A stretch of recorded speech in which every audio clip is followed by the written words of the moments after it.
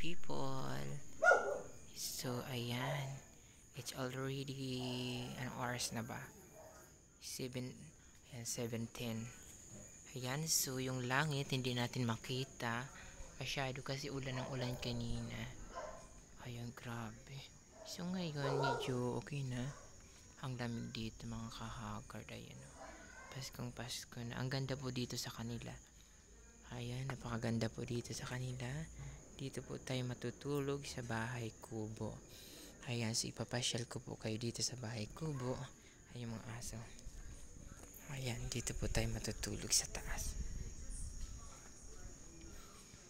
Ayan o.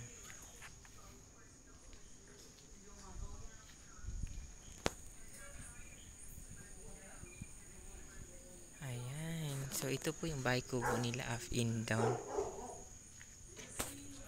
Ipakita ko sa inyo yung bahay kubo nila. So yun mga kahagard, no, napakaganda po dito sa kanila. So yun.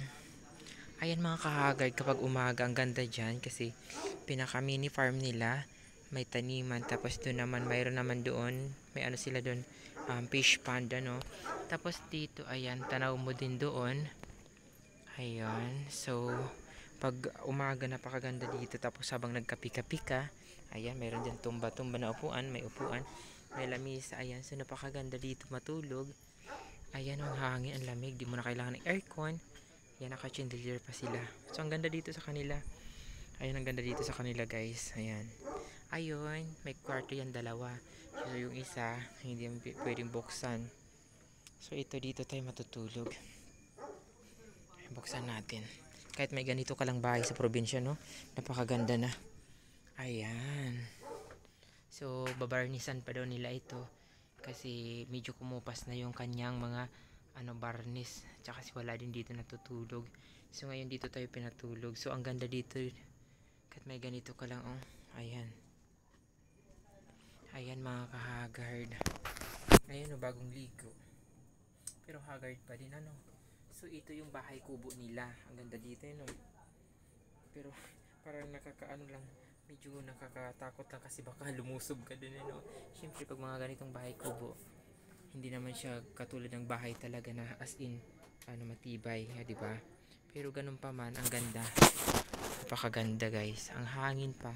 Hindi mo na kailangan ng aircon. Ayan, oh. Ang ganda. Naka-chandelier pa sila, social. Diba? Ayan. Diba? Ang ganda. So, baba na tayo. Diba? Ang ganda dito. Ang ganda, oh, ng bahay kubo nila. Ang sarap dito magtambay, oh. Ang ganda dito, guys. Kaso nga lang, wala lang internet dito. Ayun, oh. Tanaw na tanaw dun, oh. Yung kalangitan.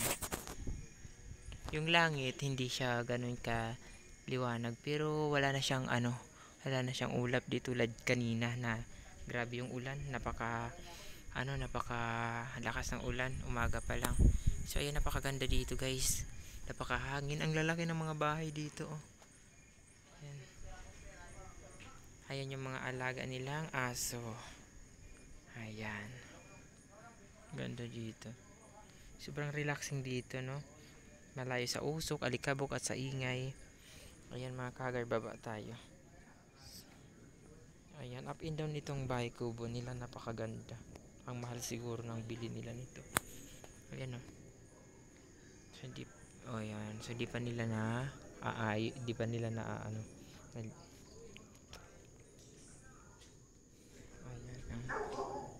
napakaganda talaga. Ang ganda dito guys, ang lamig, fresh na fresh dito. Yung mga aso tulog na. Ayan. So, thank you so much sa lahat ng mga sumusuporta sa aking YouTube channel, guys. Thank you so much sa hindi nag-i-skip ng ads kahit malayo pa tayo sa katotohanan. Thank you so much. Ayan. So, maraming thank you, no. So hanggang dito na lang yung ating vlog today. Thank you for watching.